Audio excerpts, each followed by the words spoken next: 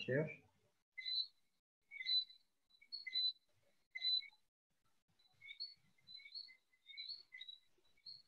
Alors.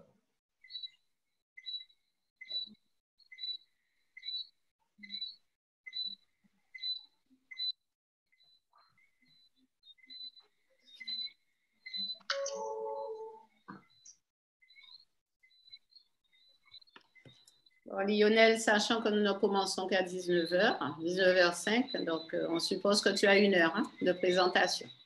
D'accord. OK. Vas-y. C'est bon? Vas-y. OK. Je peux commencer, hein, Rod? Vas-y.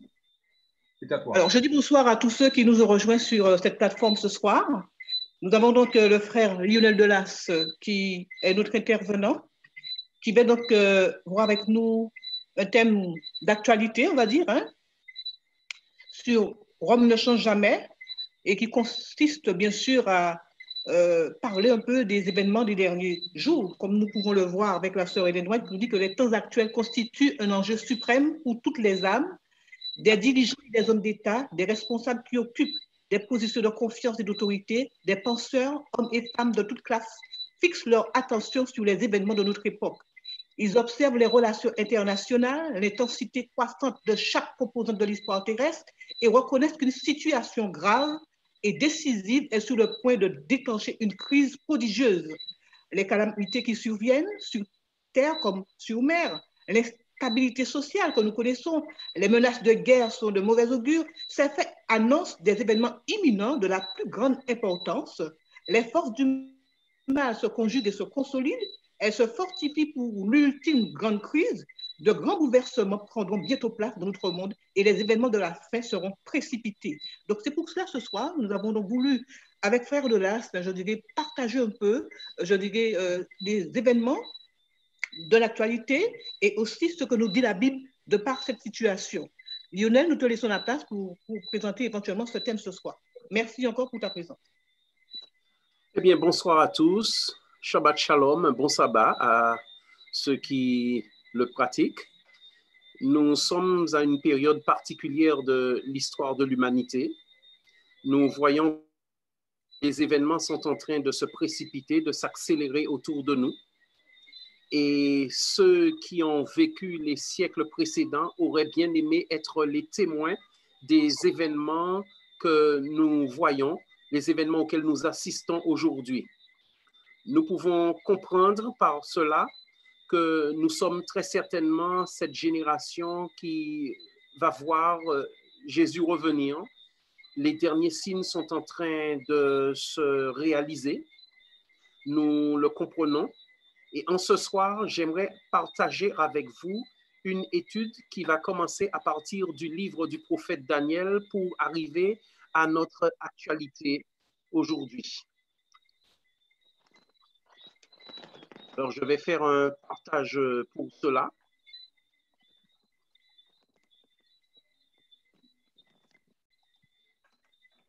Donc, j'espère que l'on voit bien. Ça va?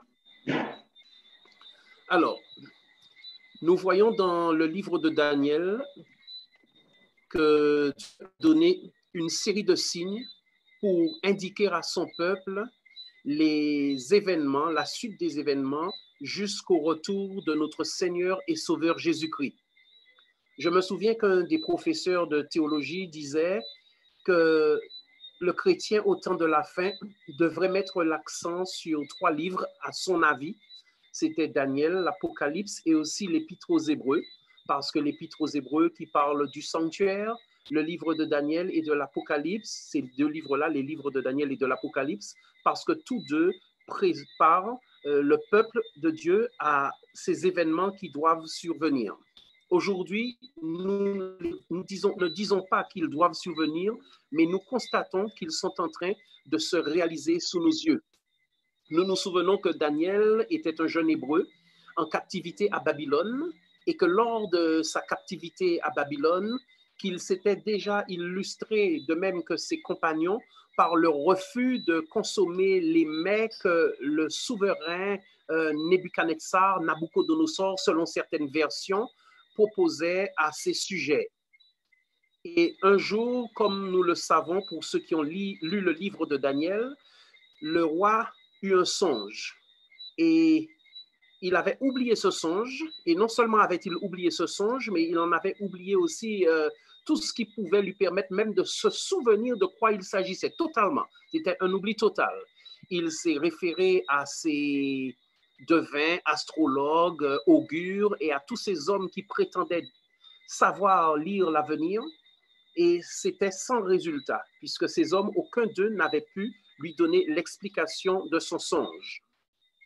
Quand il a pu obtenir l'interprétation grâce au Dieu des cieux qui a parlé à Daniel, son serviteur, il lui a été dit que la première partie, la tête d'or, donc c'était Babylone, qui allait être suivie de l'empire médo-persan, qui lui-même serait succédé par l'empire grec et enfin l'empire romain, l'Imperium Romanum. Donc nous avons pu voir que lorsque le roi a eu l'explication de ce songe, que dans son obsession à durer éternellement, qu'il a voulu avoir une statue totalement en or, parce que pour lui, cela symboliserait qu'il allait durer éternellement aussi. La Bible nous dit que personne sur la terre ne pourra constituer de cinquième empire. Nous voyons que ce roi Nebuchadnezzar avait fait cette statue. Il avait demandé d'ailleurs à tous ceux qui étaient présents de se prosterner. Et nous savons que Shadrach, Meshach et Abednego avaient refusé, qu'ils avaient été jetés dans la fournaise ardente et que grâce à Dieu, qu'ils en étaient ressortis indemnes, pas avec la moindre trace de brûlure et même pas d'odeur de feu sur eux, de brûlure sur eux, la moindre odeur, du tout pas. Nous revoyons aussi plus loin que les pieds de la statue étaient composés de fer et d'argile. Il y a eu une pierre qui est venue sans le secours d'aucune main et qui a décidé de frapper cette statue. Et là, nous avons compris que pendant l'Empire romain, qu'il y aurait eu une scission plus tard et les 10 orteils ont représenté d'ailleurs 10 nations qui ont plus tard eu l'occasion de constituer ce que nous connaissons même aujourd'hui par les États européens. La chute de Rome donc, a été un moment particulier puisque lorsque l'Empire romain s'est effondré, lui a succédé l'Empire chrétien. Donc, Daniel 7 nous disait déjà au verset 24, « Et un autre s'élèvera après eux, qui sera différent des premiers, et il abaissera 3 rois, il prononcera des paroles contre le souverain, il opprimera les saints du souverain, et pensera changer les temps et la loi, et les saints seront livrés en sa main pendant un temps des temps et la moitié d'un temps. » Alors ici, ce sur quoi je voudrais mettre l'accent ce soir, ce n'est pas forcément sur tout ce détail prophétique, mais sur l'accomplissement de nombreuses prophéties qui vont nous montrer clairement que le monde tire à sa fin et qu'il existe bel et bien une préparation secrète pour amener à une religion mondiale. Il nous est dit d'ailleurs que personne ne vous séduise d'aucune manière, car il faut que l'apostasie soit arrivée auparavant et qu'on ait vu paraître l'homme du péché, le fils de la perdition, l'adversaire qui s'élève au-dessus de tout ce qu'on appelle Dieu ou de ce qu'on adore, jusqu'à s'asseoir dans le temple de Dieu, se proclamant lui-même Dieu, dans 2 Thessaloniciens 2 au verset 3. Quand nous regardons bien, même à travers l'histoire, une église s'est illustrée en cherchant à passer sur le bûcher, à la faire passer par le feu tous ceux qui s'opposaient à ses enseignements. Nous avons pu voir que cette église, en fait, c'est l'église catholique romaine. À plusieurs reprises à travers l'histoire, il y a eu différents moments de l'Inquisition. Il y a eu aussi plus tard la contre-réforme et beaucoup de personnes ont été tuées parce qu'elles avaient des points de vue divergents qui étaient contraires à ceux de l'Église de Rome. Nous avons les réformateurs qui ont eux-mêmes dénoncé les actions de la papauté, tels que Jean Calvin, que vous voyez à l'écran. Vous avez aussi, le plus connu, c'est Martin Luther, qui était un docteur en théologie de l'ordre de Saint-Augustin et qui avait reçu un jour ce rappel de Dieu lui disant que mon juste vivra par la foi tirée de la parole du prophète Habacuc. À plusieurs reprises à travers l'histoire, des hommes ont cherché à construire un cinquième universel. Nous avons pu voir qu'il y a eu d'abord Babylone, suivi des Mèdes et des Perses. Ensuite, comme vous voyez à l'écran, il y a eu l'Empire grec et plus tard l'Empire romain. De nombreux individus ont cherché à construire un cinquième universel, à l'instar de Napoléon Bonaparte. Il a voulu faire un cinquième empire universel. Il avait cette ambition tellement forte en lui qu'il s'était exclamé un jour que la Bible, que les chrétiens disent que l'homme propose et que Dieu dispose, et il a ajouté, moi je propose et je dispose, dans 5 ans je serai maître de l'Europe et je ferai de tous ces rois mes vassaux. Et nous avons vu quelle a été sa fin à Sainte-Hélène. Il a été en exil. Plus tard, au XXe siècle, il y a eu aussi un homme du nom d'Adolf Hitler qui est devenu chancelier en 1933. C'est un Autrichien qui est devenu chancelier allemand en 1933. Et à partir de 1933, il a commencé à préparer son désir d'un cinquième empire universel parce que c'était dans sa conception millénariste. C'est-à-dire qu'il voulait voir un troisième Reich, un troisième ordre qui puisse durer 1000 ans. Mais là encore, Dieu nous a fait un petit clin d'œil au moyen de la prophétie. Hitler a rencontré sur son chemin des hommes qui se sont opposés à son diktat. Vous avez eu, par exemple, pour le Royaume-Uni, Sir Winston Churchill. Vous avez Hitler qui s'est opposé à lui. Vous avez aussi Franklin Delano Roosevelt. Roosevelt qui représentait la puissance des États-Unis. On dit Roosevelt et non Roosevelt, puisque c'est un nom d'origine néerlandaise. Ensuite, vous avez aussi Benito Mussolini, dit Il Duce, qui, bien sûr, représentait l'Italie, la péninsule italienne. Vous avez aussi Joseph Staline, et dans l'océan Pacifique, vous avez Hideki Tojo, le général Tojo. Eh bien, regardons cela.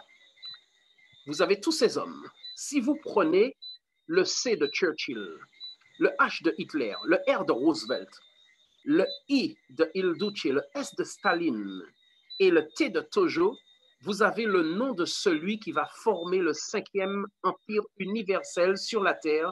Il s'agit de Christ, du Seigneur Jésus-Christ. Et là, nous nous souvenons par ce biais que la parole nous dit clairement que dans le temps de ces rois, le Dieu des cieux suscitera un royaume qui ne sera jamais détruit et qui ne passera point sous la domination de notre peuple. Il brisera et anéantira tous ces royaumes-là et lui-même subsistera éternellement. Daniel chapitre 2, verset 44. Aujourd'hui, nous entendons beaucoup parler de nouvel ordre mondial. La première fois où personnellement j'en ai entendu parler, c'est lorsque j'avais intégré l'école des hautes études internationales et diplomatiques, où beaucoup de nos enseignants nous présentaient déjà ce concept de nouvel ordre mondial qui allait s'installer sur la Terre, surtout au lendemain de la guerre froide, puisque la guerre froide s'étant terminée officiellement en juillet 1991 avec l'Empire soviétique, son effondrement. Et là, la Bible nous dit aussi en même temps, car il n'est rien de caché qui ne doive être découvert, rien de secret qui ne doive être mis au jour. Marc 4, verset 22.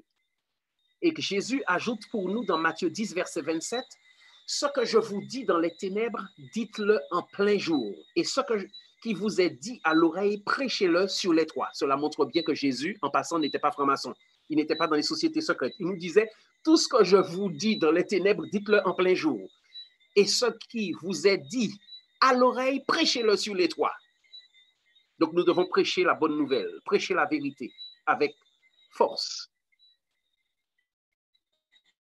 Vous connaissez les prophéties d'Ellen White, pour certains d'entre vous.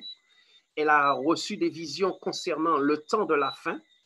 Et dans l'une de ses déclarations du livre des témoignages pour l'Église au chapitre 5 et à la page 451 en anglais, un livre qui fut écrit en 1885, elle nous dit « Lorsque le protestantisme étendra la main pour saisir celle du pouvoir romain, lorsqu'il tendra également la main par-dessus l'abîme au spiritisme, lorsque, sous l'influence de cette triple union, notre pays aura répudié les principes de sa constitution en tant que gouvernement protestant et républicain, et lorsqu'il prendra des dispositions, c'est-à-dire qu'il va voter des lois pour propager les erreurs et les tromperies de la papauté, alors nous saurons que le temps est venu et que l'œuvre extraordinaire de Satan est arrivée, que la fin est proche.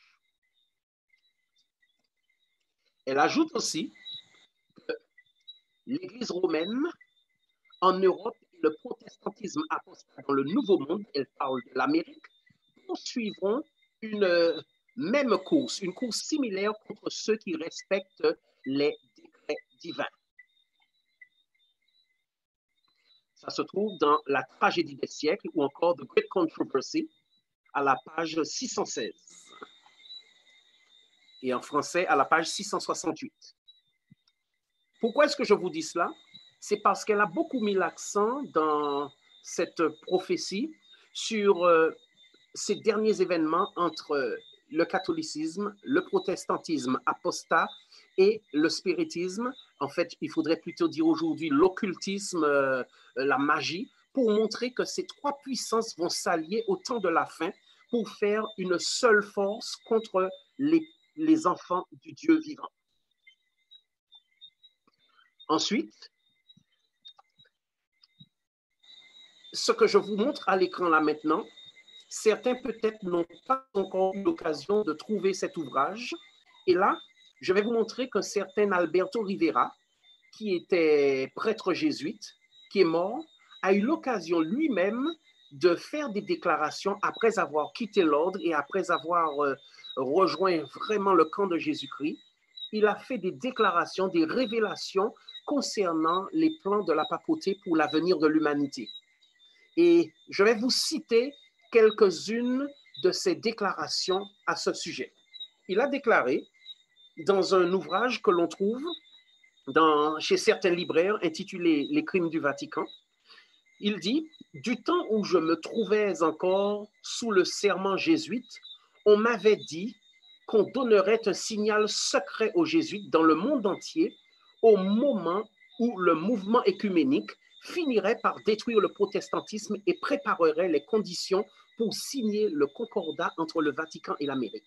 Il ajoute, ce signal serait reconnu quand le président des États-Unis aurait prêté serment tourné vers l'obélisque. Cela se trouve à la page 61 de son ouvrage.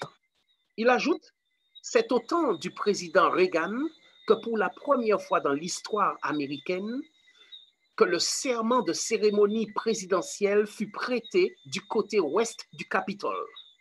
Le président s'est tourné à l'occasion vers ce monument de Washington. Cela eut lieu le 20 janvier 1981. Est-ce que le président en était conscient? On n'en sait rien, ajoute-t-il. Et vous voyez à l'écran donc Ronald Reagan, Nancy Reagan, son épouse, et aussi le président, l'ancien président Jimmy Carter, qui est en train d'assister à la prestation de serment. Reagan est connu pour être l'un des acteurs à avoir contribué à la fin, à l'achèvement de la guerre froide. Voici Alberto Rivera en photo, lui qui était prêtre jésuite. Un prêtre jésuite, c'est quelqu'un qui a fait au moins 15 ans d'études. Il a fait non seulement de la théologie, mais de la philosophie, des mathématiques et différentes sciences. Et il a déclaré ce qui suit, « Je détestais les non-catholiques croyant qu'ils étaient nos pires ennemis.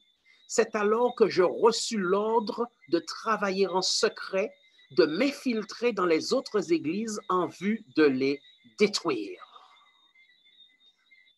Il ajoute plus loin qu'on lui a dit, Alberto, le groupe dans lequel tu vas travailler se concentre sur les groupes ecclésiastiques suivants, pentecôtistes, baptistes et évangéliques. Il poursuit en disant, avec le temps, je m'infiltrerai dans une centaine d'églises et d'organisations. C'est pour vous montrer à quel point cette stratégie a été efficace. Il poursuit en disant, il est très intéressant de souligner la tactique utilisée pour diviser une église et discréditer le ministre protestant, si vous préférez le pasteur protestant, qui disait que l'église catholique romaine n'était pas une institution chrétienne ou qui disait que les catholiques n'étaient pas des chrétiens. Donc, il va expliquer comment il procédait. Il rappelle, le Vatican ne dort pas. Ses adeptes s'infiltrent invisiblement dans les églises par des francs-maçons, des occultistes, des homosexuels, etc. Tous font semblant d'être pieux. C'est à la page 38. À la page 38, toujours, il poursuit en disant « Le Vatican persécutera ceux qui se tournent vers le Dieu de la Bible. Des loups cruels se sont introduits également parmi les non-catholiques. Comme les ministres non-catholiques, c'est-à-dire les pasteurs, ne prêchent pas sur ce sujet, les gens connaissent peu ces choses-là. Voici les 3 méthodes utilisées pour détruire ceux qui refusent tout compromis en restant fermes dans leur foi. La première méthode consiste à les discréditer. La deuxième méthode consiste à les isoler. Et la troisième, les tuer de manière diverse. Il poursuit là-dessus en disant « Nous avions l'habitude d'entacher la réputation d'une personne en répandant des mensonges sur elle, en déformant ses paroles. » Page 19. Ensuite, il dit, l'isolement maintenant. On commençait à répandre des rumeurs que le pasteur était une personne à problème, qu'il ne provoquait que des difficultés. On mentait en racontant qu'il avait fait une dépression. Bien des pasteurs craquaient après tant de pression car l'isolement les contraignait à abandonner le service. Et puis la troisième stratégie, la mort.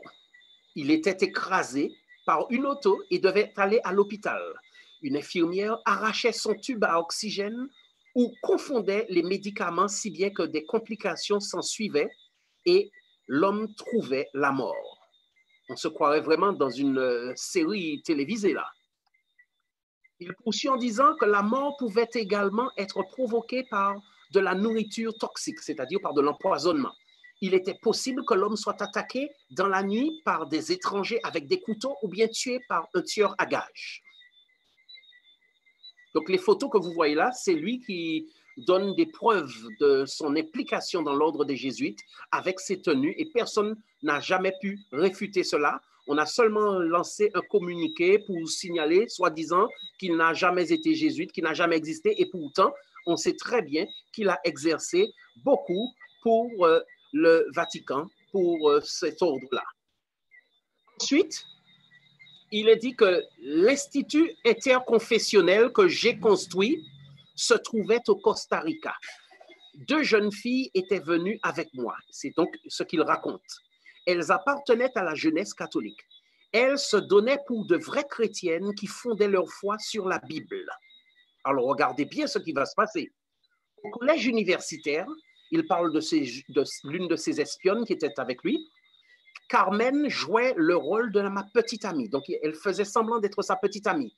Tandis que Marie était venue pour séduire les pasteurs et introduire l'immoralité parmi les étudiants. Ensuite, il va en disant, en m'apercevant qu'un pasteur la regardait souvent, il parle de Marie qu'il convoitait, je lui ai donné l'ordre de le ruiner. Donc, il a dit à Marie, attaque ce pasteur. C'est ainsi que les 3 pasteurs sont tombés. Souvent, ça se passe par des relations sexuelles. Nous les avons menacés de détruire leur vie s'ils ne cessaient pas de parler contre l'Église catholique. C'est à la page 21. Il poursuit en disant, notre mission a été, a réussi. Ces 3 pasteurs sont devenus partisans de l'écuménisme. Depuis lors, ils ne prêchent que l'amour de Dieu. Ils ne parlaient plus jamais de l'Église catholique dans un contexte négatif. Ils faisaient tout selon nos instructions. Vous avez vu cela? Donc, il faut toujours vous demander pourquoi aujourd'hui il y a ce silence et on ne veut prêcher que l'amour. Vous comprenez un peu mieux d'où cela vient. Il a plus loin ajouté aussi, à propos de Marie, « J'aimais la Vierge Marie de tout mon cœur. J'aurais même tué pour elle. Cependant, un jour, j'appris un fait qui me bouleversa profondément. La reine du ciel était célébrée par une religion satanique datant du vieux Babylone nommée adoration de Baal. Plus j'avançais dans l'ordre des jésuites et plus je remarquais la corruption de cette institution. J'ai été appelé à une messe noire secrète dirigée par l'un des préposés jésuites dans un monastère au nord de l'Espagne. J'ai aperçu un symbole qui m'a glacé le sang dans les veines. C'était lors de la messe noire. C'était un symbole maçonnique. C'était la chose que je haïssais le plus et pour laquelle j'avais été appelé à combattre. J'ai appris que le pape noir était franc-maçon et membre du Parti communiste espagnol. J'ai eu le vertige quand on m'a dit que le général jésuite était intimement lié aux Illuminati de Londres.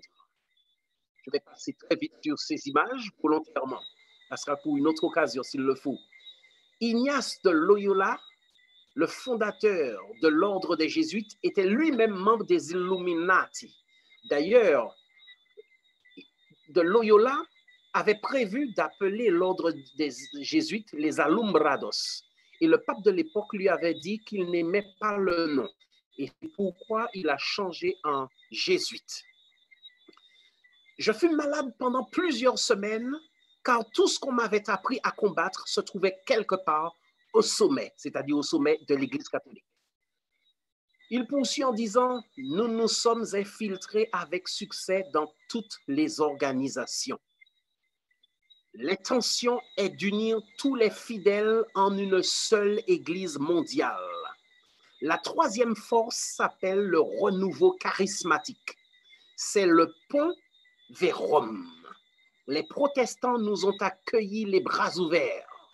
Les espions dans les églises protestantes ont beaucoup contribué à notre succès. » Donc, ce qu'il est en train de vous dire par là, c'est que tout ce que vous voyez dans le système du renouveau charismatique est en fait une stratégie mise en place destinée à affaiblir et à détruire le protestantisme.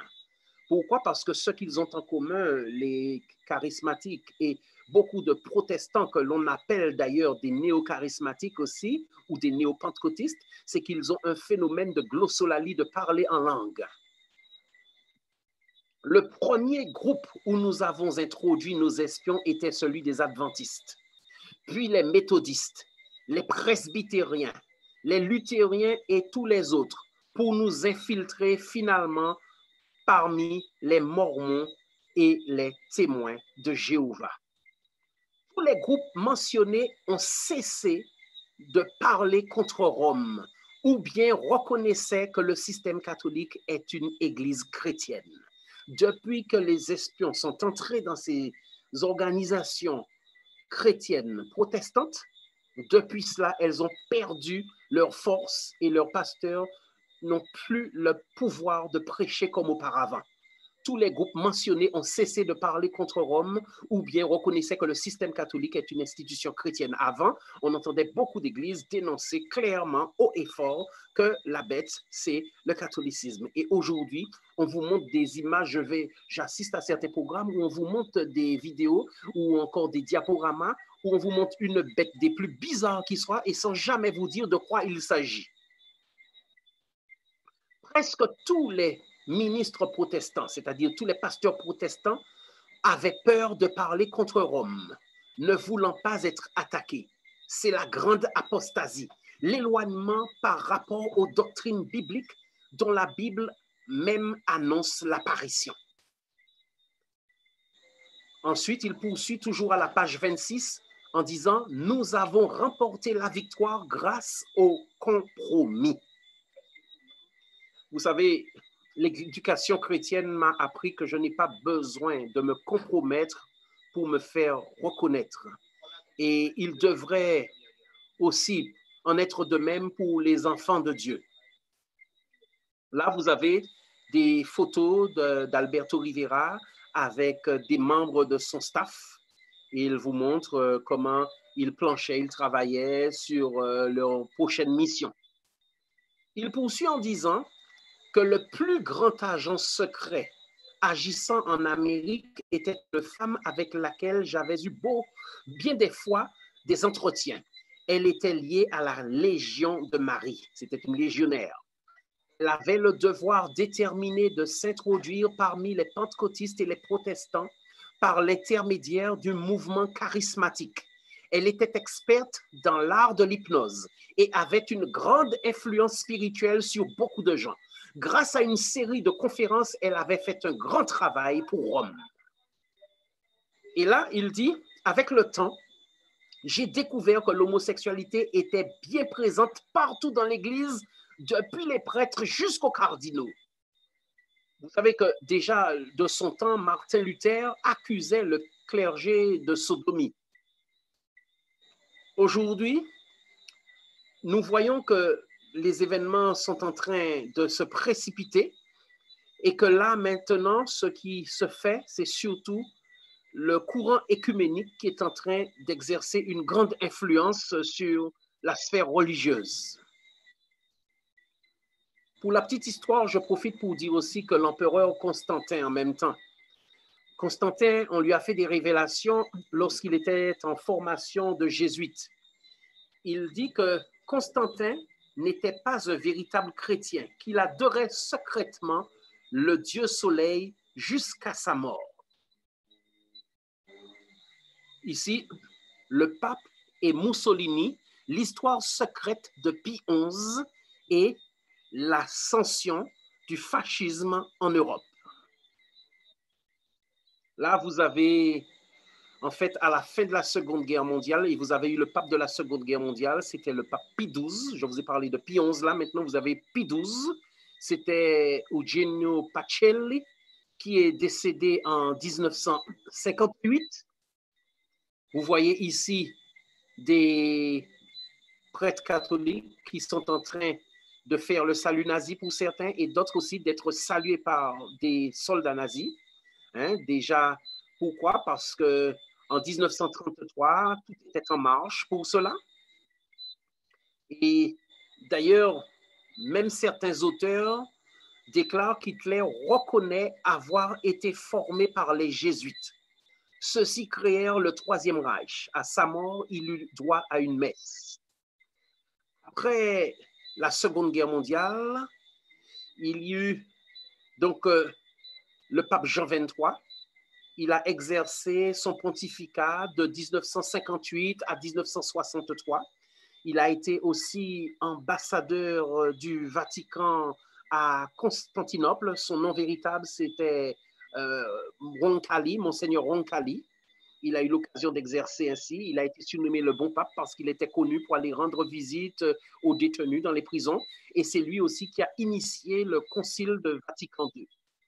Vous avez eu, entre-temps, le pape Paul VI, dont le pontificat a duré d'ailleurs de 1963 à 1978. Donc, son nom véritable, c'était Giovanni Battista Montini. Lui a succédé le pape Jean-Paul Ier, qui a eu un pontificat éphémère de 33 jours.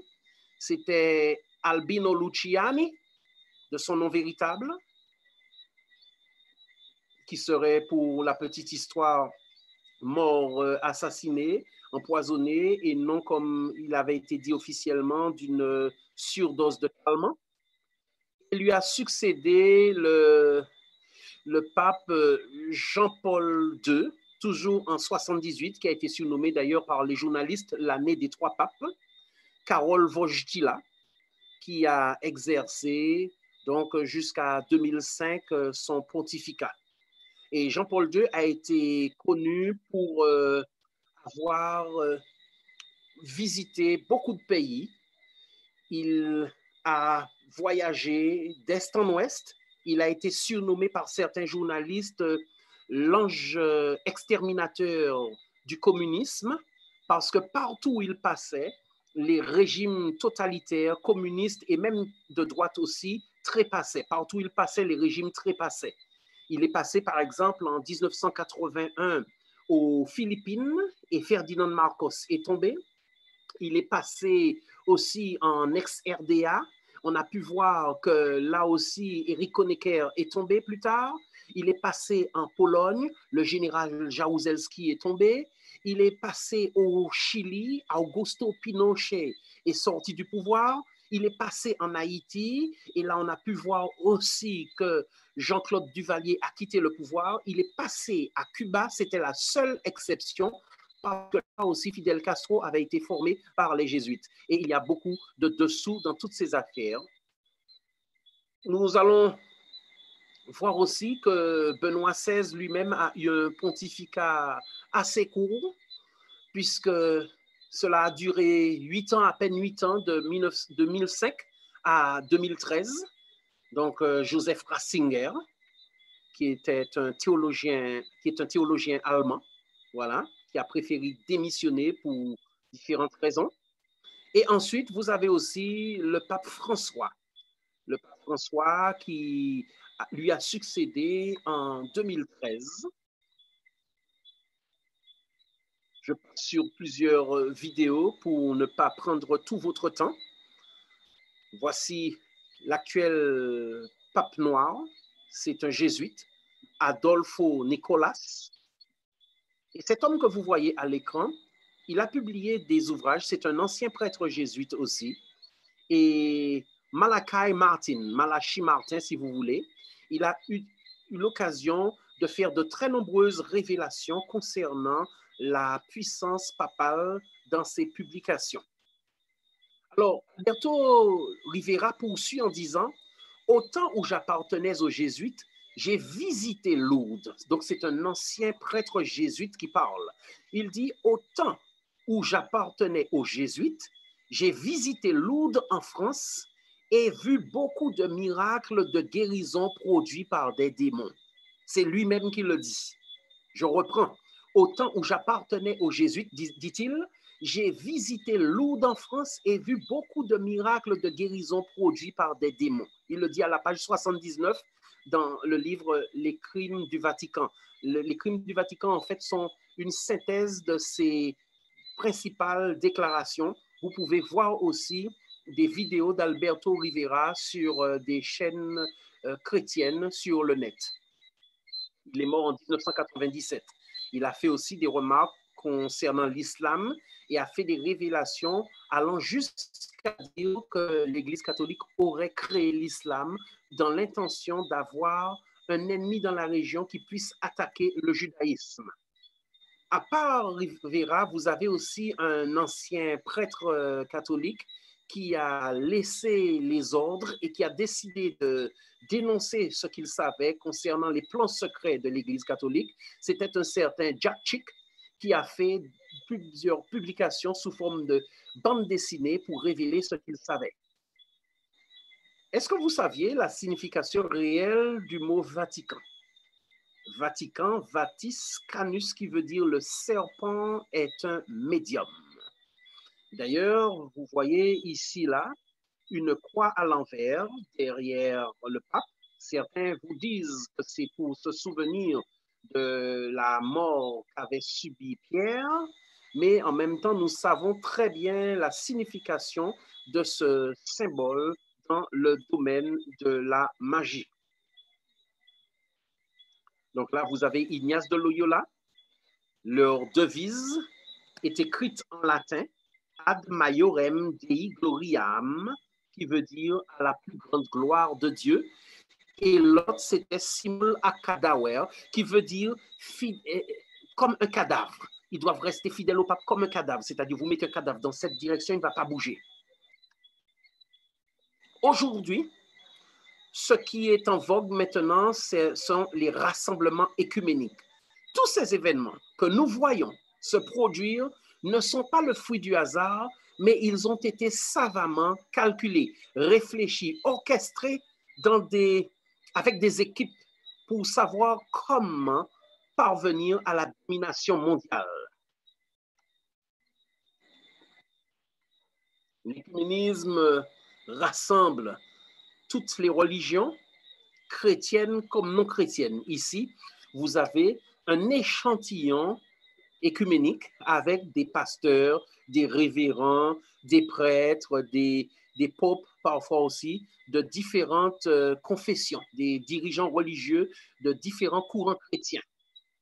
Vous avez certains qui sont très favorables à cela, comme le révérend T.D. Jakes, d'ailleurs, qui n'hésite pas à faire des déclarations des plus choquantes quand il parle, par exemple, de Ruth et de Naomi dans la Bible, où elle dit à sa belle-mère, et Ruth dit à sa belle-mère, où tu iras, j'irai, ton peuple sera mon peuple, ton Dieu sera mon Dieu, où tu seras enterré, je serai enterré. Et là, il dit, j'ai pu voir des indices de lesbianité entre les deux femmes. Voici à tel point qu'il est descendu bas, hein, qu'il est descendu dans sa consécration. En fait, vous avez parfois des hommes qui commencent bien, mais qui dévient de leur chemin au fur et à mesure qu'ils veulent plaire à ce public qui les suit pas. Benoît XVI, nous savons que le soir où il annonçait qu'il cessait les fonctions de pape, il déposait sa charge, la foudre s'est abattue sur le dôme de la basilique Saint-Pierre de Rome. C'était en 2013. C'était peut-être un signe déjà. Le pape Benoît XVI, qui a laissé ses fonctions, a été remplacé par Jorge Mario Bergoglio. Donc, c'est lui, le pape François. Vous avez un peu certains détails. Il est le 266e pape de l'Église catholique sous le nom du pape François. Et depuis son élection, le 13 mars 2013, il était auparavant archevêque de Buenos Aires et aussi cardinal. Sachez que les cardinals, ce sont ceux qui élisent le pape lors d'un conclave. Conclave, cum clave, on met la clé sous la porte parce que dans l'histoire, il y avait une raison que cela qu'on ne va pas débattre ce soir, qu'on ne va pas développer plutôt ce soir. Selon l'esprit de prophétie, il nous est dit clairement que catholicisme, protestantisme apostat et spiritisme formeront une triple alliance au temps de la fin. Nous voyons que tout est en train d'être mis en marche pour cela. Je suis sûr que vous le voyez vous-même. On appelle cela pour certains le miracle de l'unité. On dit que des frères qui étaient divisés pendant des siècles, maintenant sont en train de s'unir. D'ailleurs, le principal artisan de cela, c'était le bishop Palmer, Tony Palmer, qui a eu l'occasion d'être l'intermédiaire comme un représentant du pape et en même temps des chrétiens. Et là, il a eu l'occasion de dire, que catholiques et chrétiens charismatiques doivent s'unir spirituellement. Frères et sœurs, a-t-il ajouté, la protestation de Luther est finie. Donc, à l'époque où on était en train de fêter en 1517 à 2017 la fin de la réforme, lui, il déclare que maintenant la protestation de Luther est finie. Nous prêchons aujourd'hui le même évangile. Ah, c'est surprenant ça. Il ramènera le cœur des pères aux enfants et celui des enfants à celui des pères, comme c'est bien dit. Peut-être sommes-nous tous catholiques, car ce mot veut dire universel. Vous voyez son argumentation. La protestation de Luther est finie. Si elle est terminée, comment se fait-il qu'il existe une église protestante? Donc cet homme était vraiment un agent destiné à infiltrer le christianisme. Il était en mission. Et ce que vous avez pu savoir aussi, c'est que peu de temps après, il est mort dans un accident de moto. Voici une déclaration du docteur Robert Schuller. Il a dit « Il est grand temps que les églises protestantes aillent vers leur berger le pape et lui demandent que devons-nous faire pour revenir chez nous. » Il a fait cette déclaration déjà depuis 1987. C'est pour vous montrer que ce travail est un travail de longue haleine. Il ne remonte pas aux années 2000, mais que depuis très longtemps, que ce mouvement était en marche, mais que beaucoup de personnes n'en avaient pas conscience. Nous avons été séparés à cause du péché, nous dit le pape François, et des incompréhensions de l'histoire. Ce n'est pas vrai. Si vous regardez bien l'histoire, c'était à cause de l'Inquisition et à cause des guerres de religion. C'était brutal, sanglant. Nous avons été séparés à cause du péché et des incompréhensions de l'histoire. Prions le Seigneur afin qu'il nous unisse tous. Il ajoute, le miracle de l'unité a commencé. En poursuivant, il dit, en terminant, je n'ai jamais vu Dieu commencer un miracle sans le terminer, achever ce miracle de l'unité. Et puis il les appelle mes chers frères et sœurs, en leur disant, excusez-moi parce que je parle l'italien. Il ne leur a pas adressé la parole, il ne s'est pas adressé à eux en anglais, mais il a préféré l'italien. Et il leur a dit plus tard, mes chers frères, priez pour moi comme moi je prie pour vous. Ça paraît bien, mais au fond, quels sont les objectifs réels? Les objectifs réels sont de rassembler tout le monde sous la papauté. Et Kenneth Copeland, pour sa part, a eu l'occasion de répondre à la demande pontificale en demandant à des centaines de pasteurs qui étaient présents et plus tard à des centaines de milliers de pasteurs de s'unir à travers le monde concernant la demande du souverain pontife. Et là, il l'a dit ce jour-là, Père, nous te prions pour lui. Comme nous ne savons comment prier pour lui, nous te prions dans l'esprit. Et là, ils ont tous commencé à parler en langue. La prophétie s'accomplit. Nous aurons beaucoup de monde qui seront de gens qui seront face à ce défi de porter ou non la puce. Sachez une chose, la puce, ce n'est pas la marque de la bête, mais elle va être un instrument utilisé pour favoriser les travaux, les actions de la marque de la bête. Voici sa grandeur. Elle est de la taille d'un grain de riditon à peine. Voilà. Et elle est injectée dans la peau au moyen d'un instrument. Et pour la retirer, il faut d'une opération, d'une microchirurgie pour la retirer. Pendant le confinement, à ce moment où il démarrait aussi, eh bien, le président Donald Trump, pour sa part, a eu l'occasion de s'exprimer auprès des ambassadeurs du Vatican qui ont véhiculé son message au souverain pontife en lui disant « Votre sainteté, au nom du peuple américain, j'ai l'honneur de vous féliciter à l'occasion du 7e anniversaire de votre élection à la présidence de Saint-Pierre, c'est-à-dire du Vatican. Depuis 1984, les États-Unis et le Saint-Siège ont travaillé ensemble pour promouvoir la paix, la liberté et la dignité humaine dans le monde. J'attends avec intérêt que notre coopération continue. Veuillez accepter mes prières et mes meilleurs vœux au début de la 8e année de votre pontificat. Cordialement, Donald J. Trump. Donc là, c'est par le biais de l'ambassade des États-Unis près le Saint-Siège. Les États-Unis sont censés jouer un grand rôle parce que le Vatican a besoin de ce bras armé. Et nous voyons là le décret exécutif du président Trump sur l'avancement de la liberté religieuse internationale, le 2 juin 2020. En même temps, les médias nous ont présenté le pape et Trump comme deux personnes qui s'opposent. Là, ce n'est qu'en apparence, mais en réalité, il y a beaucoup de points de convergence. Le pape François qualifie la politique frontalière de Trump de cruelle, compare les barrières sud au mur de Berlin. Dans le passé, le pape François a dénoncé la construction de murs et a exhorté les dirigeants politiques du monde entier à construire des ponts. Ça, je l'ai pris d'une revue jésuite américaine.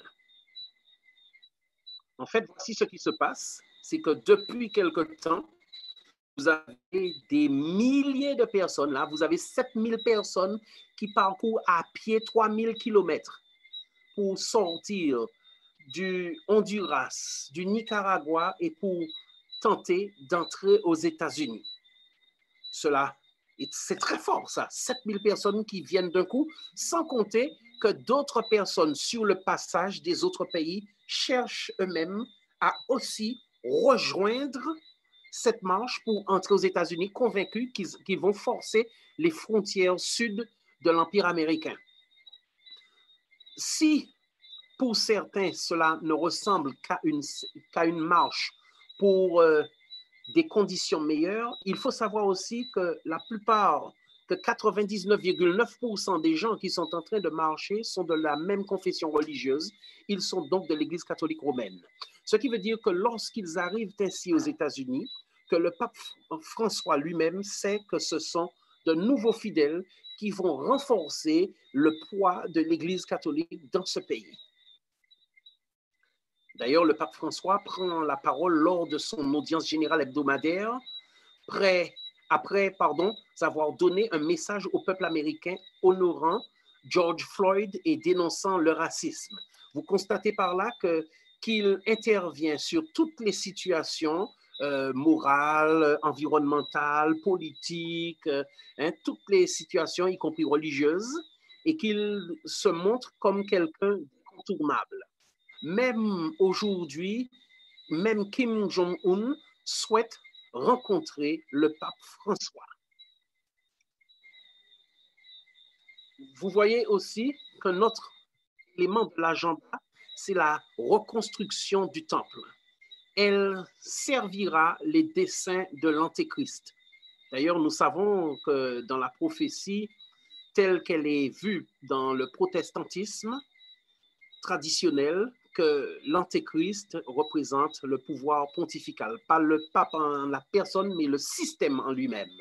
C'est-à-dire, peu importe les successeurs, ils représentent un système, et un système qui concurrence Christ, puisqu'il considère qu'il est le représentant de Dieu sur terre, alors que la Bible nous dit clairement que le seul représentant que nous avons sur terre, c'est le Paraclète, le Saint-Esprit. Quand Jésus montait au ciel, il a dit, « Il m'est avantageux pour vous que je m'en aille, et puis je vous enverrai un consolateur. » C'est le Saint-Esprit. Donc, différents événements sont en train de se mettre en place sur la terre et qui vont favoriser aussi l'émergence de cette puissance. Elle a besoin, en fait, d'un chaos. Sans un chaos, les oreilles ne seront pas attentives. Les yeux ne seront pas fixés dans la même direction. D'ailleurs, sachez que la Russie met en garde contre le chaos mondial à l'approche de l'hiver minuscule. Depuis 2015, ils sentent qu'il y a une menace qui pointe dans ce sens-là. Un chaos global est une affaire en or pour l'Antéchrist, parce que grâce au chaos, cela permettra à tout le monde d'avoir la même écoute. Et là, nous constatons aussi que, vu l'ampleur des phénomènes épidémiques sur la Terre, que ce sera aussi un moyen de déstabiliser certains États et de tourner les hommes de la Terre, les individus, vers une puissance pour l'appeler à l'aide. J'ai eu l'occasion de dire à plusieurs reprises dans mes cours, même parfois certains à l'université, que les armes bactériologiques seraient très utilisées au XXIe siècle, que l'on emploierait beaucoup de virus pour faire chanter les États. Quand vous lancez un virus sur la Terre, vous avez souvent l'antidote et vous laissez des catastrophes se produire. Et quand les individus sont déboussolés, désarçonnés, à ce moment, ils sont prêts à négocier un certain prix. En même temps, cela aura aussi des effets puisque beaucoup vont se tourner, vont chercher à trouver des explications d'ordre spirituel et ils n'hésiteront pas à accuser ceux qui sont au service de Dieu d'être la cause de tous ces maux sur la terre. Pour cette raison, comme certains ont le sentiment que nous sommes partis dans un mouvement effréné, ils proposent même un repos sabbatique. Et comme vous le voyez, ce titre-là aussi dans le Courrier international où il est dit que le repos sabbatique, c'est écolo. Donc, le commentateur nous dit que si les Juifs, les musulmans et les chrétiens cessaient toute activité un jour par semaine, ils pollueraient d'autant moins. Ce qu'il faut retenir aussi, c'est que cette construction du temple de Jérusalem, elle va être faite d'une manière sans précédent. Parce que pour la première fois dans l'histoire, vous verrez aussi que ce ne sont pas des personnes qui adorent le sabbat de l'Éternel qui vont reconstruire ce temple. Ensuite, ce temple ne sera pas tourné pour servir l'Éternel, mais pour accueillir l'Antéchrist. Et c'est la raison pour laquelle j'invite tous les chrétiens à redoubler de vigilance et à ne pas être naïfs parce qu'ils voient qu'un phénomène est en train de se produire pour croire tout de suite que c'est Dieu qui approuve cela. En plus, ils ont déjà annoncé qu'en l'an 2031, qu'il y aura une effusion du Saint-Esprit. De quel droit? Où avez-vous vu dans la Bible que le Christ a donné une date pour une nouvelle effusion du Saint-Esprit?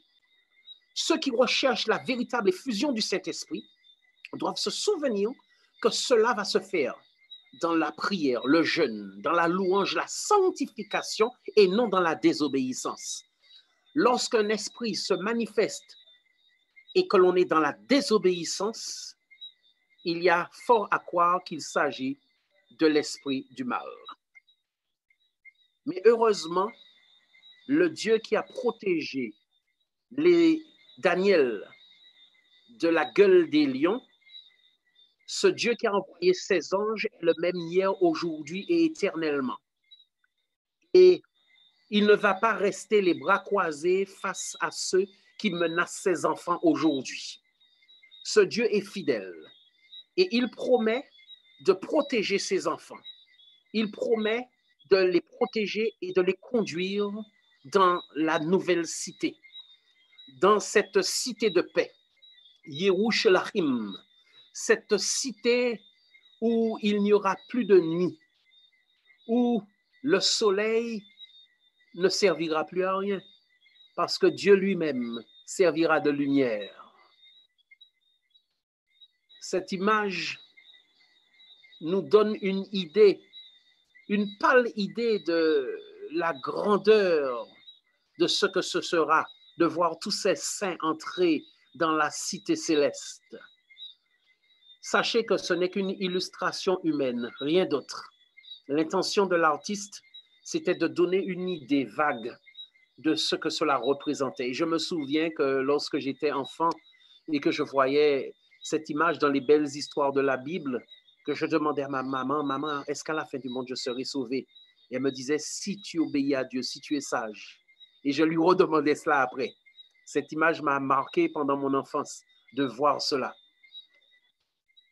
Et ensuite, dans le ciel, il y aura des beautés. Les 24 anciens se prosternaient devant celui qui était assis sur le trône et adoraient celui qui est vivant au siècle des siècles. Et ils jetaient leur couronne devant le trône en disant, « Seigneur, tu es digne de recevoir gloire, honneur et puissance, car tu as créé toutes choses.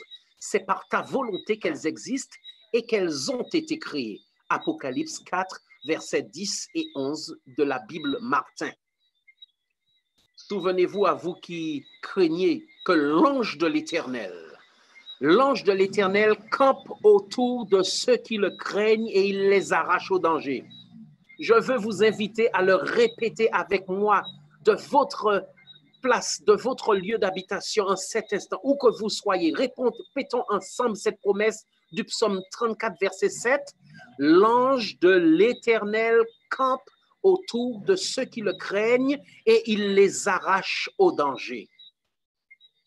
D'ailleurs, Jean, dans le livre de la Révélation, l'Apocalypse, c'est ce que son nom veut dire en grec, Apocalypsis, qui veut dire révélation. Eh bien, Jean a reçu des révélations pour le temps de la fin lorsqu'il était en exil à Patmos. Et là, je vous ai mis ce petit mot à vous qui êtes sur les réseaux sociaux, comme si c'était Jean qui le disait. J'ai vu votre époque, le temps est très court, repentez-vous. Donc Dieu aime tous ses enfants. Ce qu'il désire, c'est que chacun d'entre nous comprenne la nécessité de mettre sa vie en règle. Nous devons nous souvenir que Jésus est à la porte et que les prophéties sont en train même de s'accélérer, que ce n'est plus le temps de jouer. Souvenons-nous que Jésus a le pouvoir de nous aider encore aujourd'hui. Quelle que soit votre situation à vous qui m'écoutez en cet instant, si vous êtes dans une difficulté quelconque, souvenez-vous que Jésus a le pouvoir de vous aider à vous relever. Puisse le Seigneur nous bénir et nous fortifier au nom de Jésus. Amen.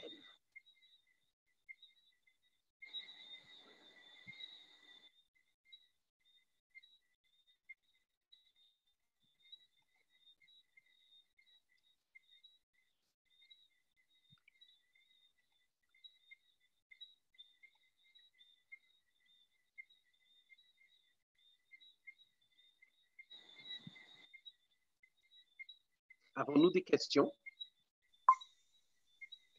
Amen, alléluia.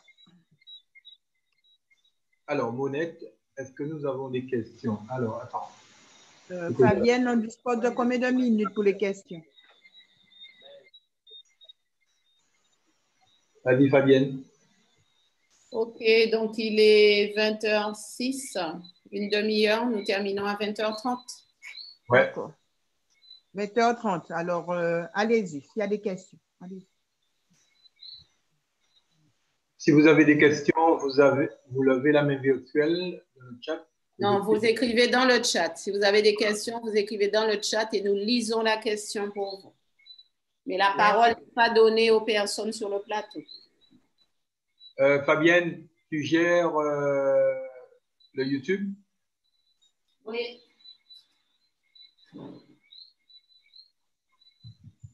Pas de questions sur le YouTube. D'accord. Alors, si vous avez des questions, le chat, posez vos questions. Et nous ferons le plaisir de le lire. Alors, frère Delas, est-ce que tu pourrais arrêter le partage, s'il te plaît? Ça nous permettrait de vous voir. D'accord. Attends, arrêtez le partage. Voilà, c'est ça. Voilà. OK.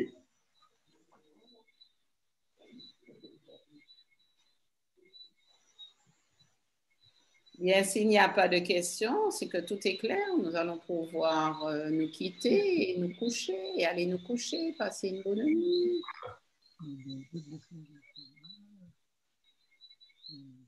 Il y a une question, Fabienne. Oui, mais elle n'est pas terminée. D'accord. Elle n'est pas compréhensible. Je vais profiter pour vous poser une question à Frère Delaz. Est-ce que l'accord entre le protestantisme et le catholicisme est terminé? Est-ce qu'elle a déjà eu lieu concrètement? Alors, voici ce qui se passe. Souvent, le Vatican envoie des ambassadeurs. Alors, en 2004, ils ont envoyé un ambassadeur, leur ambassadeur aux États-Unis, et ils ont demandé aux Américains de dire du bien de Marie lorsqu'il prêche en chair. Alors, ça a été déjà accueilli très favorablement. Ils leur ont dit, vous dites souvent du mal en disant que c'est une idole, etc. Et après cela, ils ont commencé doucement à les inviter à aller plus loin. Ils leur ont dit aussi, prêcher en parlant d'elle. Donc, ça vient progressivement. Les alliances qui sont faites là aujourd'hui, elles sont faites pour rapprocher les églises. Elles ont déjà été nouées. Ce sont des alliances qui sont nouées. Et souvent, vous avez des congrégations religieuses qui refusent parfois d'avouer ouvertement qu'elles ont fait des alliances parce qu'elles savent que certains de leurs fidèles ne sont pas prêts à entendre cette réalité. Donc, elles disent parfois qu'elles tardent, qu'elles viennent juste avec un statut d'observateur. Mais les églises protestantes ont déjà fait des alliances. Merci. Alors, Nous avons une question sur le chat. Frère Delas, que pensez-vous des manifestations par rapport à l'assassinat de George Floyd dans le monde entier? Y a-t-il un rapport avec les signes des temps? En fait, ces événements-là, parfois, ils sont exploités par certains. Il est vrai que c'est un événement qui aurait pu être isolé s'il n'avait pas été filmé, comme cela se faisait moins s'il y a encore 10 ans ou 15 ans. Mais aujourd'hui, comme nous sommes dans une société où tout est filmé, on essaye de l'exploiter. Et si jamais il y a un chaos qui s'installe, cela peut servir. Mais je ne dirais pas directement que cet événement soit lié à la fin des temps, non. C'est un événement qui a peut-être embrasé une bonne partie de l'Amérique, mais ce n'était pas un accomplissement prophétique quelconque, pas du tout. Ok, très bien. Alors, une question sur le chat.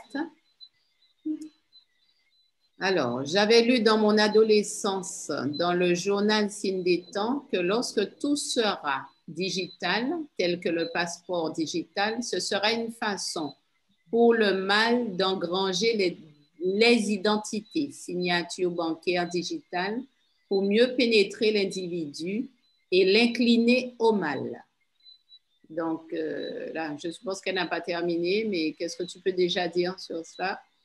Oui, c'est vrai. Il est vrai qu'avec tout ce que l'on met en place aujourd'hui dans la digitalisation, ce sont des instruments qui vont faciliter l'expansion de cette puissance sur la Terre, puisque cela va même déboucher plus tard vers une application plus spirituelle que l'on va qualifier de quantique. Ça sera encore pour un autre débat, je souhaite. Ok. Une question sur le YouTube. Ces manifestations se sont propagées dans toutes les villes du monde. Très étonnant et en même temps, le monde est-il prêt pour le nouvel ordre mondial? Alors, depuis longtemps, le monde est prêt sans le savoir. Pour quelle raison? Parce que, comme disaient certains sociologues, nous avons changé de civilisation. Notre façon de voir le monde, de voir la vie, est fortement influencée par les médias. Le monde aujourd'hui est ce que l'on appelle un village planétaire. Ce qui se passe à New York est connu 5 minutes après ou même en temps réel dans n'importe quel point du globe. Et vous voyez tout de suite des émules, une reproduction. Le nouvel ordre mondial, en fait, il permet déjà aussi d'avoir des rapprochements. On aura bientôt la disparition des monnaies telles que nous les connaissons aujourd'hui. Nous voyons qu'il y a différentes armées sur la Terre, mais depuis les années 80, il y a un gouvernement mondial provisoire qui a été préparé avec des badges, des soldats des armes qui ont déjà été prévues, avec même une monnaie à l'époque, mais aujourd'hui, cette monnaie n'aura plus cours puisque nous avons encore évolué. Et dans ce monde dans lequel nous sommes, tout est en train d'être mis en place pour que personne n'y échappe. D'ailleurs, Nicolas Sarkozy disait que nous allons tous entrer ensemble dans ce nouvel ordre mondial. Ce nouvel ordre mondial concerne tout le monde et même si nous n'avons pas conscience de son émergence, de sa présence, nous constatons son existence autour de nous, au moyen surtout de la technologie. le petit Martiniquais, le petit Guadeloupéen, le petit Chinois, l'Africain, ils ont tendance à voir le même type de film. Nous regardons plus ou moins les mêmes vidéos, on écoute de plus en plus les mêmes musiques, même s'il y a quand même une attache culturelle. Et c'est ce qui favorise l'émergence de ce nouvel ordre mondial. Alors, il y a une question, voilà. Il y a une question sur le chat. Est-il possible que nos églises soient infiltrées de nos jours et comment reconnaître cela? Elles ont été infiltrées. Elles ont été infiltrées depuis très longtemps. Oui. Comment reconnaître cela? Alors, vous allez le reconnaître par la modification de la liturgie. Notre façon de chanter aura des cantiques qui pourront donner des indices. Par exemple, dans le monde anglophone, il y a un chant qui a pour titre « Let us break bread together », c'est-à-dire rompons la fraction du pain. On va faire la fraction du pain ensemble. Eh bien, quand on regarde les paroles de ce chant en anglais, que l'on a introduit dans beaucoup d'églises protestantes et qui, même chez nous, nous retrouvons parmi nous, la parole est la suivante. « Lorsque je me retourne vers le soleil ». Ce sont de petits mots. Quand vous entendez aussi dans certaines des églises chrétiennes chanter Ave Maria, c'est un signe qu'il y a une infiltration dans l'église. On ne peut pas se permettre de venir chanter cela en disant seulement que l'on ne voit pas qui c'est qui a mis ce chant en avant. Nous avons aussi dans la prédication. Aujourd'hui, vous verrez qu'on va vous dire de ne pas prêcher ce qui dérange. Derrière cela, on ne fait qu'au petit niveau de membre d'église que reproduire sans savoir que plus loin, en fait, il s'agit du fruit d'une infiltration. Quand on vous dit prêchez l'amour, comme je l'ai dit dans l'une de mes vidéos, dans quel camp êtes-vous? Où ce pasteur-là, il m'avait dit, mes frères, prêchez l'amour, prêchez Jésus. Hein, voilà, ne prêchez rien d'autre, ne parlez surtout pas de la marque de la bête. À vous qui avez grandi dans les églises, vous avez vu qu'auparavant, que c'était un message qui était commun et qu'au fur et à mesure qu'il a été mis de côté, souvent, ce qui se passe, c'est qu'entre théologiens, ils décident de dire, voici comment nous allons orienter la nouvelle génération. Et ceux qui ne veulent pas, nous allons les écarter. Et puis, parfois, s'ils ne sont pas contents, on leur dit même qu'ils peuvent demander leur radiation. Nous avons été bel et bien filtrés. Hein? Une question, une autre question, oui, une question sur YouTube. Alors, le fait d'être confiné chez nous, les chrétiens, est-ce le début des épreuves concernant la Bible? Alors, c'est un phénomène que Dieu a permis sans l'avoir voulu pour que certains se remettent en question. Mais certains, malheureusement, sont allés plus peut-être sur les vidéos de distraction parce qu'ils ne savaient pas comment gérer ce temps. Et en même temps, ce qui s'est passé, c'est que la coupure avec les églises a permis à certains aussi de prendre du recul. Parce que souvent, nous sommes plus dans la religiosité que dans la foi réelle. Vous avez des individus, ils sont omnibulés par leur programme. Ils pensent, voilà, je dois faire ça, j'ai comité, j'ai réunion pour préparer tel ou tel programme. Mais les mêmes qui préparent les programmes, ont-ils préparé leur programmation avec Jésus? Souvent, c'est là que ça fait défaut. C'est-à-dire que vous avez beaucoup de programmes. Et j'ai même eu des dirigeants qui m'ont avoué pendant le confinement, ils m'ont dit, des responsables d'églises locales, eh bien, je suis content de cela quand même, parce que ça me fait couper, parce que je passais mon temps à courir à droite et à gauche pour préparer des programmes. Ça veut dire que vous n'étiez pas en train de regarder la réalité. Pour certaines personnes, il leur faut du calme pour qu'elles voient un peu dans quoi elles sont. Aujourd'hui, certaines personnes courent juste après des programmes parce que ça me permet d'être vu, d'être reconnu. J'existe pour une fois. Non.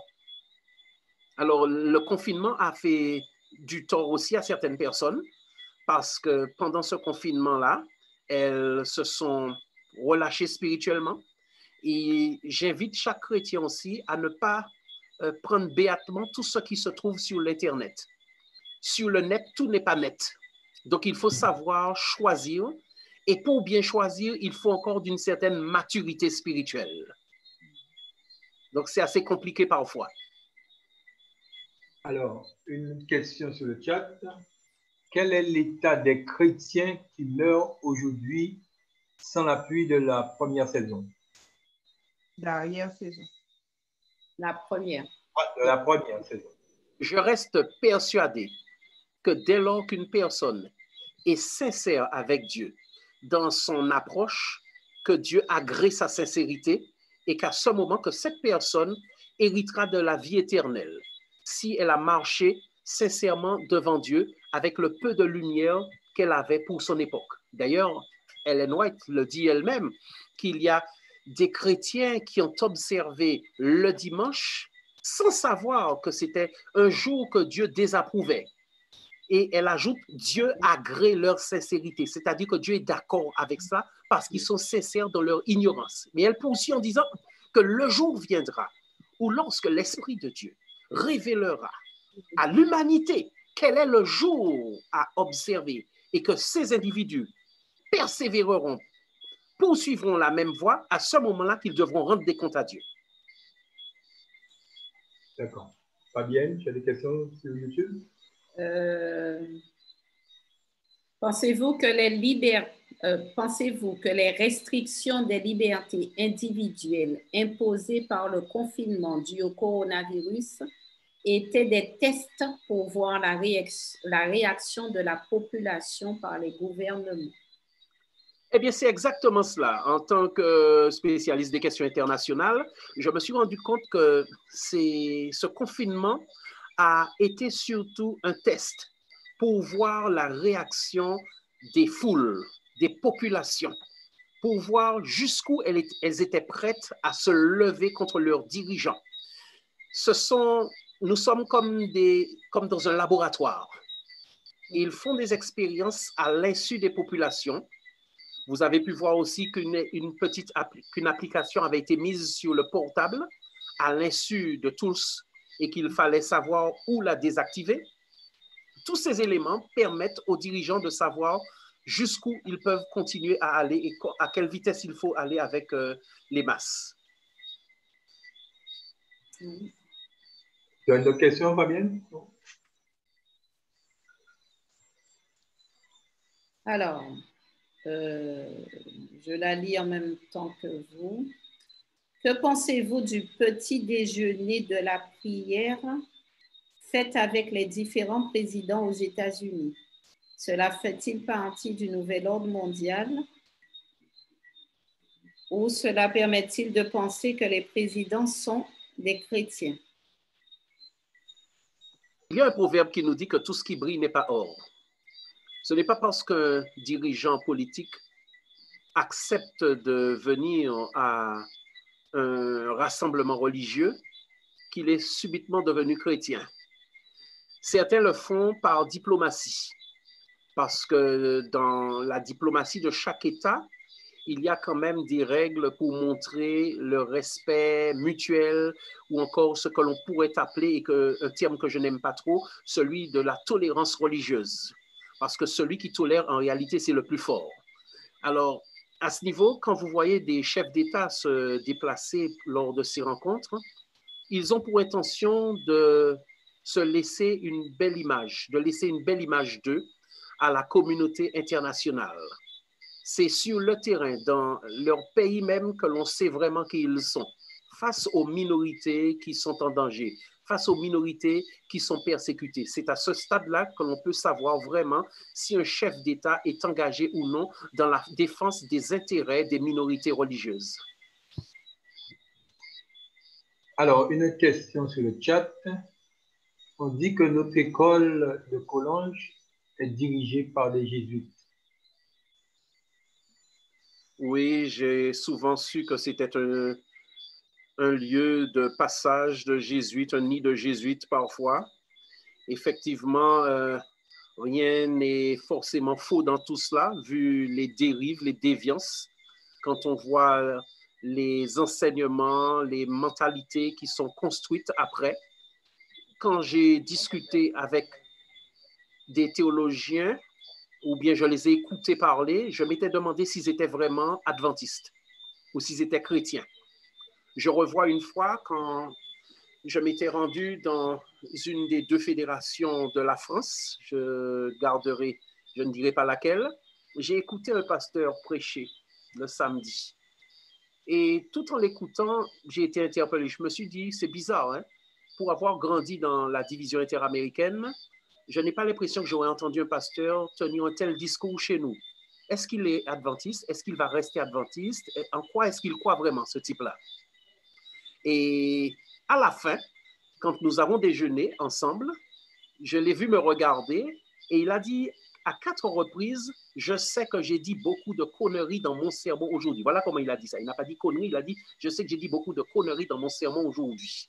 Et je me suis dit que certainement qu'il avait ça sur à l'esprit, sur la conscience. Parce que je m'étais demandé, mais qu'est-ce qu'il est en train de dire là? J'ai l'impression que même d'après son beau discours, je lisais entre les lignes. Je me suis dit, je ne sens pas cet homme-là, je ne sais pas pourquoi, il y a quelque chose qui ne me parle pas. On ne sent pas l'engagement. Vous savez, l'engagement, ça s'entend, ça se ressent chez quelqu'un. Et j'avais l'impression que c'était quelqu'un qui était là et qui n'était pas convaincu de son message. Et lui-même, il l'a dit après. OK. Alors, une dernière question. Que pensez-vous de l'audaté du pape en regard au livre de l'Apocalypse? Alors, la personne a précisé que vous savez de quoi elle parle.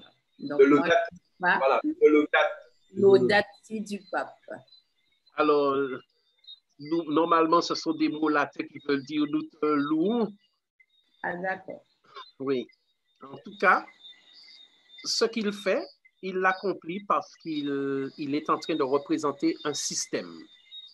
Ce que nous devons retenir par là, c'est que nous devons retourner à la Bible. C'est par la Bible seulement que nous saurons. C'est à la loi et au témoignage que l'on sait si un homme parle selon les plans de Dieu. Ce n'est pas parce que l'homme est en train d'adresser une louange que l'on va dire tout de suite qu'il est en train forcément de louer le Seigneur.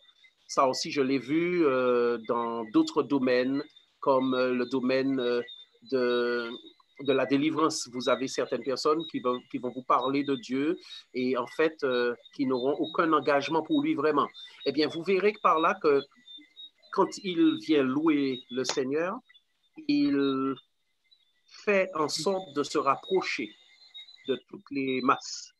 Donc, ce que j'aimerais dire, c'est que nous, en tant que chrétiens, nous devrions retourner au fondement de l'Écriture. On nous appelle des fondamentalistes. Ce terme a une connotation péjorative. Hein? Il est mal vu aujourd'hui quand on dit que vous êtes fondamentaliste. Voilà. Et le fondamentalisme est un terme péjoratif destiné à mépriser ceux qui retournent à la Bible, à une lecture littérale de la Bible. Très bien, nous allons nous arrêter ici. Merci. Nous remercions beaucoup le frère Delas pour sa présentation. Nous remercions chacun de vous pour votre présence sur ce plateau en ce soir. Nous souhaitons que vous en sortirez avec de grandes convictions et notamment celle que notre Seigneur revient et que c'est le moment pour chacun de nous de nous préparer. Amen. Alors, pour terminer, je vous invite à joindre les mains, à fermer les yeux et nous allons demander au frère Delas de bien vouloir prier pour nous. Notre Père et notre Dieu, nous voulons te bénir et te remercier pour cette occasion que tu nous accordes de pouvoir entendre des vérités relatives à l'accomplissement de la prophétie. Vois toutes ces personnes qui ont participé à cette rencontre, que ce soit sur le Zoom comme sur YouTube. Veille sur chacune d'elles, conduis-les à ressembler chaque jour davantage à Jésus. Aide chacun d'entre nous à garder la foi. Merci de nous accompagner, de nous permettre de passer aussi une bonne soirée, une bonne nuit. Nous t'avons prié pour cela, au nom de Jésus-Christ, ton Fils, et pour sa gloire. Amen. Amen. Amen. Amen. Bon sabbat à chacun de vous. Frère de l'As, à bientôt. Bon sabbat à vous tous. Bon sabbat à Galaxy qui me fait ici. Coucou. À Bruno aussi. Voilà, bon sabbat. Merci, merci beaucoup. Bonne Bonnette. soirée, bonne nuit à tout un chacun. Que Dieu vous bénisse. Nous remercions Marilyn. nous remercions tous ceux qui étaient connectés sur YouTube. Voilà. Et nous Je remercie aussi ceux qui m'ont regardé du Canada ce soir, ceux qui me regardent des États-Unis, voilà, qui regardent de Martinique. Amen. Et aussi du Gabon. Voilà. C'était un Zoom mondial. C'est ça. Gloire à Dieu, gloire à Dieu. Gloire à Dieu. Et Dieu vous bénisse tous. Bye bye, au revoir. Bye bye, au revoir. Cette émission est terminée. Bye Charlie. Voilà, nous c'est une bonne journée. Cette émission est terminée.